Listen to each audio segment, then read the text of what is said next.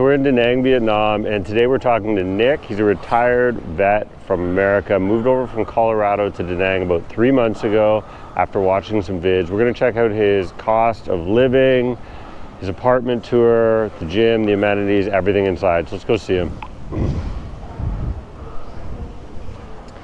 It's an interesting building. It's one of the newer builds, one of the few newer condos in the city, so I'm excited to check it out. It's very different than the area where I'm living or the Nantong. What's up, buddy? How are you? Yeah, good to see you, man. Good. I'm excited to come check out your place, see what it's looking like.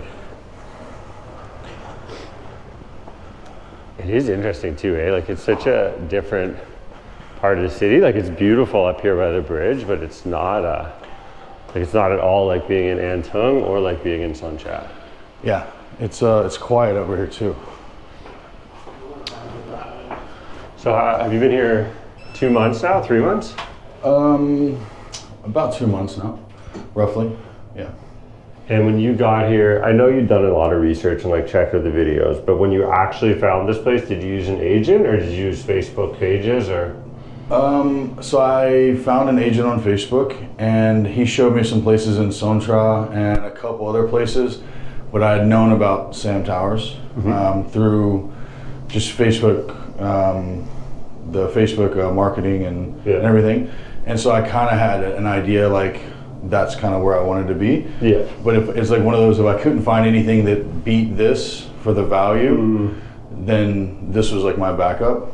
Nice. And so yeah, it just kind of worked out. Sweet. Let's go look inside. Yeah, I'm curious, man.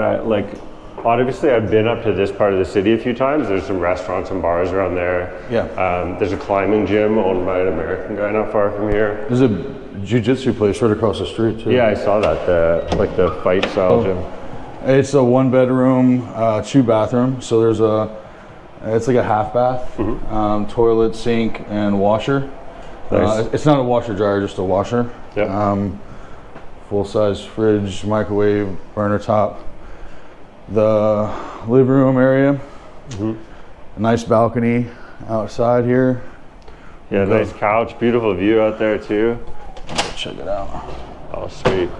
You see, you're looking back at the city and it's on. Yeah, and you actually, I can actually see the fire show for the Dragon Bridge when they do that.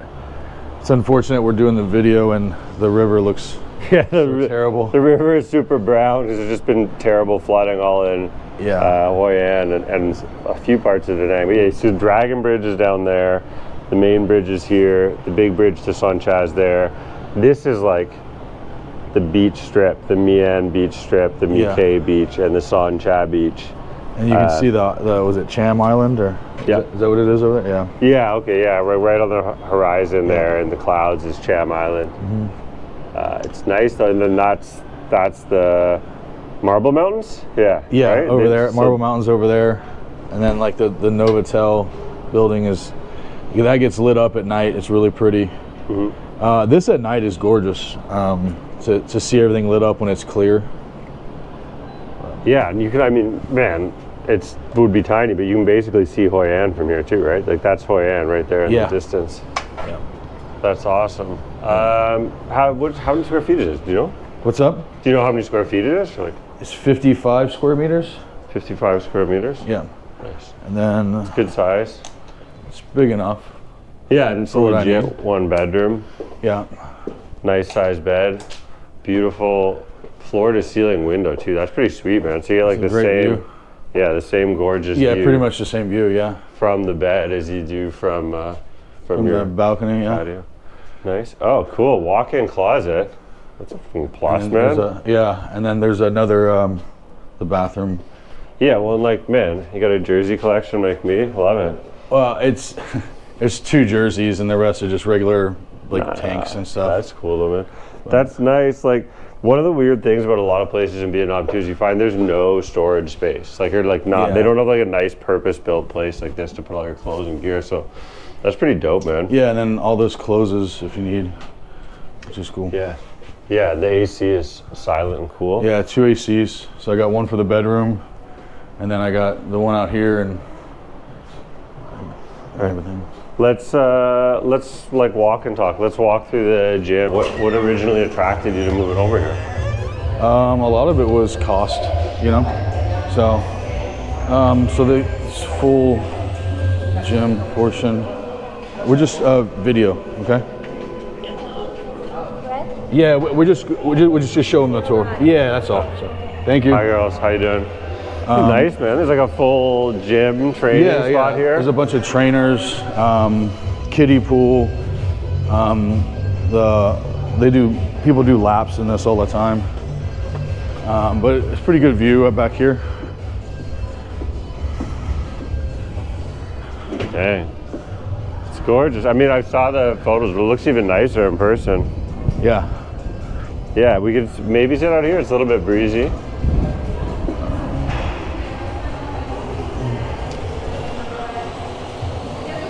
It's nice, man. Yeah, it's probably the nicest apartment gym that I've had. So you, before you came over here, you'd like scoped out the apartment gyms in Da Nang, and you knew that. No, there wasn't pictures of this place, the gym, online, and I kept seeing reviews that's like they're not open the gym or the pool yet. So I think this all just opened recently. This building's super new. Yeah, this has like right now in this spot, it has like new shoe smell. Like, it smells fresh. It looks great. Yeah. Honestly, it makes me think like it's pretty much everything you need. There's squat racks, Smith machines, leg stuff, bench press, like a good amount of dumbbells. They run a lot of training classes, or not classes, but like personal training sessions. Like when I got here, they were like, our trainer is going to assess you and put a workout plan together. And I was like, I think I'm okay. Like, okay. That's like where they do personal assessments and massages and stuff. Then back here, they do yoga and some other classes over here. And then this is another pool spot, or is it a chill spot? This is just like a chill spot, like a mezzanine. So I started researching like 2 or 3 years ago, like where can I go and retire on a real low budget. There's all these videos like live on $1,000 in the Caribbean, and so that kind of sparked my interest. And I'm a disabled veteran, so I'm 100% now, and so it's a decent amount of money to live off of, especially with geo arbitrage and maximizing that. And I had spent time in South Korea when I was in the Army, and I came to Thailand, and so I was really familiar with Southeast Asia, and I really liked it here. But I kind of always thought I would be in like South America, Mexico or Colombia or something like that. But I kept being drawn over here, and so when I did just a lot of research on it, and just when push came to shove, it just made the most sense. Yep. So that's why I chose Da Nang. And you're about 12 weeks in now? You've been here 12 weeks? I got here mid-September. Yeah, and we're started November, so it's we're like about 6 weeks. 2.5 months? Yeah. No, more than 6 weeks. Everything blends together. Like, you hit me up one day and I was like, I didn't even realize what day it was. So. All right, let's walk over here a little bit. Okay. So, 8 weeks in, what are your first impressions relative to having lived a little while in Korea and having traveled in Thailand? Like, I love Vietnam, but it's a very different vibe, right? So it is, yeah. We can stand, we don't have to sit. What's your feeling so far of being like actual life in Vietnam, the adjustments coming from America? Honestly, like, as much research as I did, there wasn't too much of a like culture shock. But I've also, I wouldn't say I'm like super well traveled, but I mean, mediocrely well traveled. So I was, open-minded to a lot of things. So none of this stuff really was like anything crazy that I was like not prepared for. But I will say that like being over here was probably the best decision I could have made, for sure. So it's just the quality of life over here compared to what we have in the States is just far superior, I feel like. I mean, again, there's goods and bads, right? You got to take you gotta take the bad with the good in every situation. I just feel like there's a lot less bad here than the States. Yeah, so what are a couple of the struggles of just when, after landing, like adjusting to life in Da Nang and Vietnam so far, like some of the hang-ups or things that have been a little bit of pain in the ass? Language barrier is probably just the only hardest one for me. I'm thinking beginning of the year, I'm probably gonna take some classes, if nothing else, to be able to read the language. So when I'm riding my motorbike, I can see and know what certain places are and stuff. Right now, to do a lot of things, if I want to try new stuff, it's a lot of research, looking at Google, pinpointing stuff, open up pages, looking at menus, or trying to figure stuff out, or a lot of word of mouth, especially from like a lot of the expat meetups. A lot of us talk about, oh, have you checked this place out? Have you seen this place? And then it's pulling out Google Maps and putting a pin in things and then just checking it out. So language is probably the only one that's really been a big issue. When I first got over here, I didn't even think about getting on a motorbike for at least the first week, to more or less learn the rules of the road and the way things happen and the way they do things around here. And then after that, it was just kind of like, all right, this is how it is. So, Nice. Let's walk back over to the pool side. So I met you at, I think you came into one of my meetups in Scallywags or something, but I know we talked a bunch since then, and we've also just hung out. How has that helped? Like, it seems like you obviously have done your research to be able to find this place on Facebook or to have an idea about it. And then, it seems like you're doing well socially. You're getting to know lots of people, both through the gym, through the meetups you're talking about. So how did you go about that? Like for the other person coming over who's like, how do I meet people? How do I get started in meetups? A lot of it, you just have to put yourself out there. I met a lot of people through the meetup, through your channel, and then it's just being proactive about trying to get to know people. Like, you don't just go to a meetup and then sit in a corner. People aren't just going to flock to you. You got to be, you got to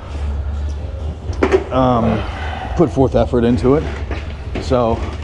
And then just going out and just being friendly and open, like I go play pool and, just start conversations with people, and you'd be surprised how friendly everybody is. I will say, like, I haven't really met anybody that's just super mean or ugly or, it's been a really warm and welcoming experience being here.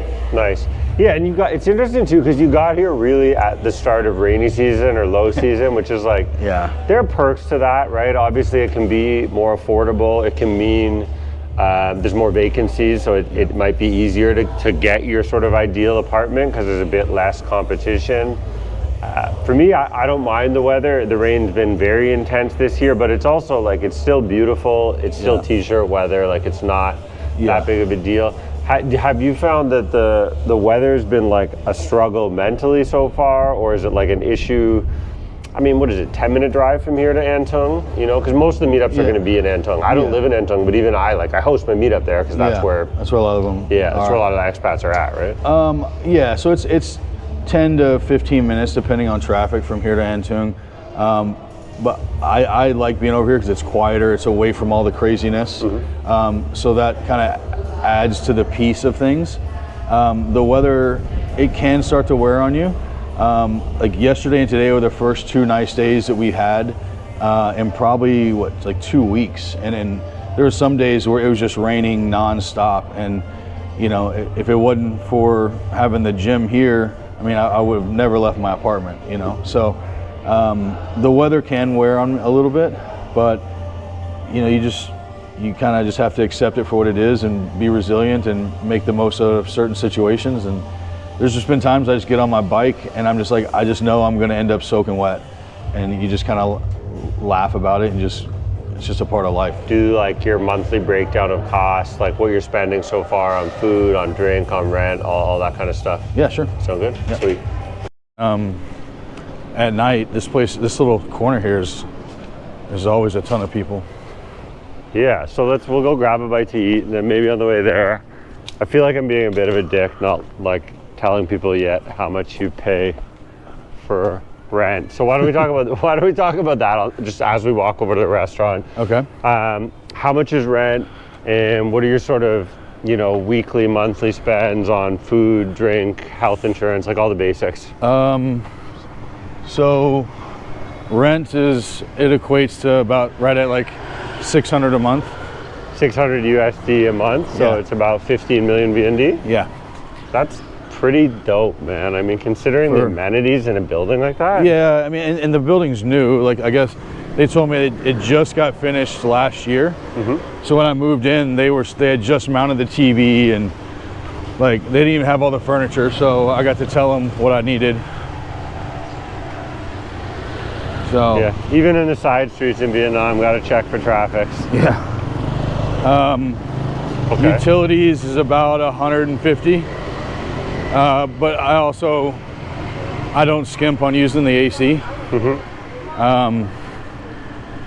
Food wise, I don't know weekly.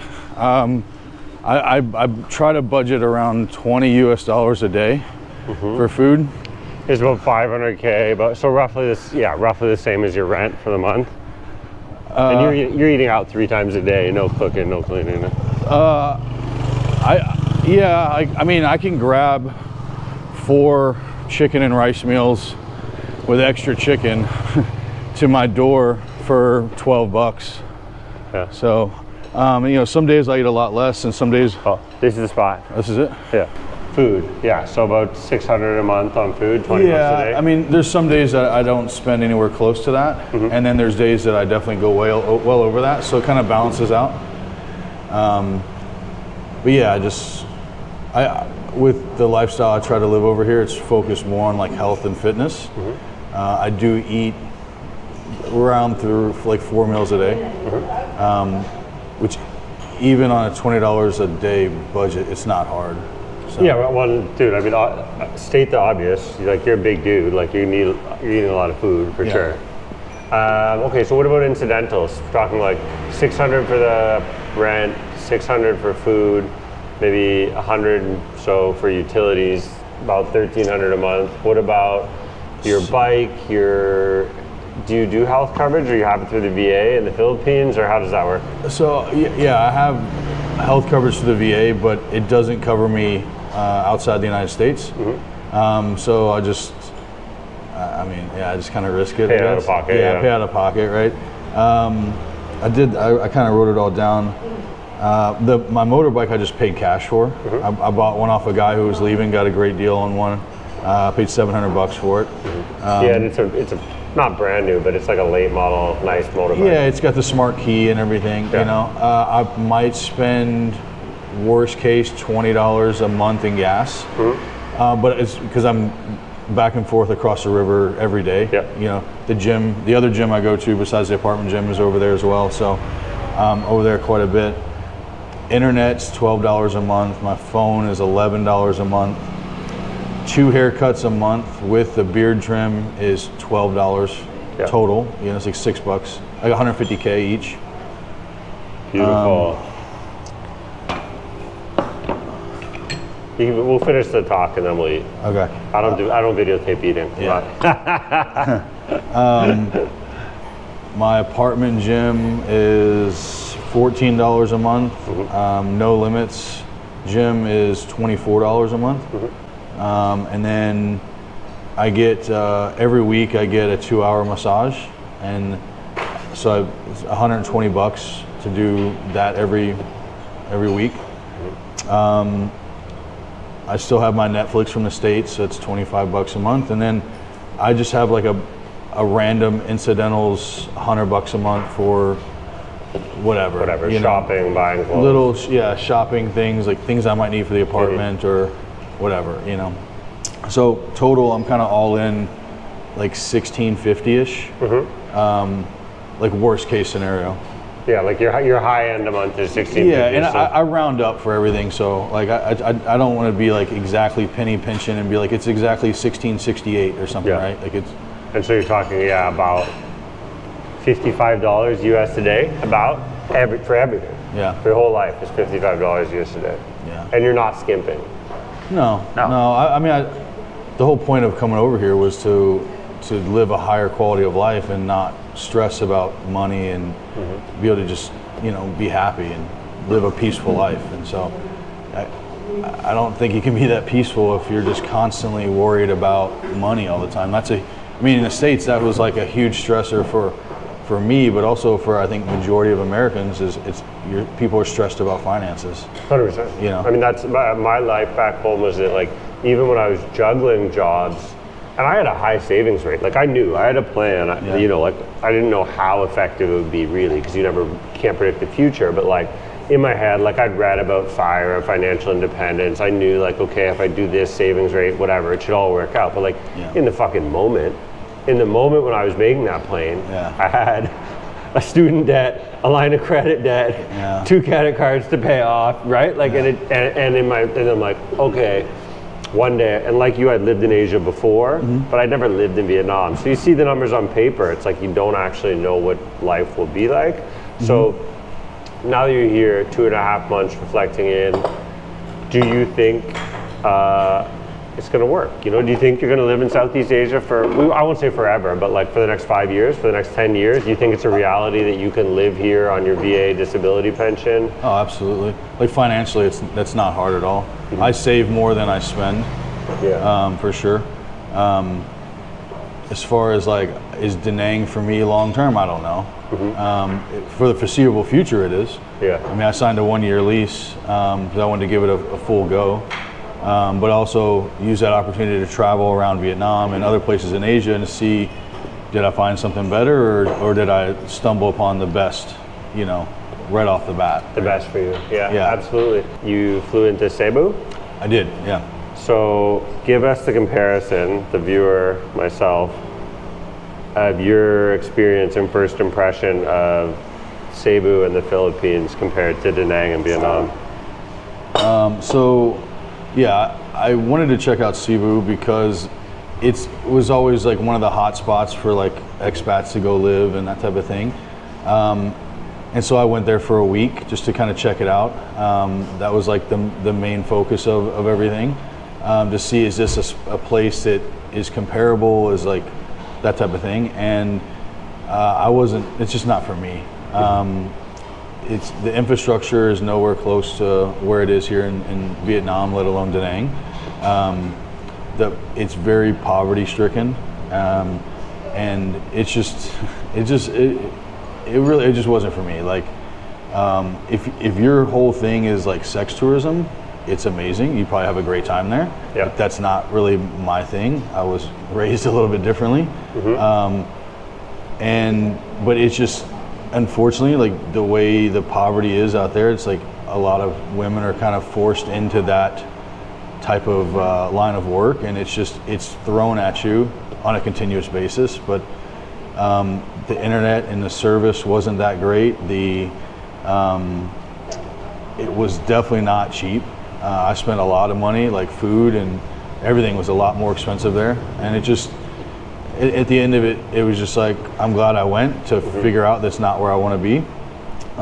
There are places in the Philippines I do want to go check out, and I do want to go back to the Philippines, but more of like a tourism type of thing, not as a recon for, is this a forever place for me. Awesome. Well, man, before we dig into this bread, thank you so much. Absolutely, I appreciate you coming on. So I just want to show you guys too. This is like banana leaf steamed dumplings. They're beautiful. My kids love these. Ooh, it's too hot to touch. But it's like some shrimp and sticky rice in there, a crunchy on the bottom, mushy on top kind of dumpling, and then these like little cup shrimp dumplings. This entire, and I mean, if you haven't guessed, he's a big dude, and this is as wide as him in food.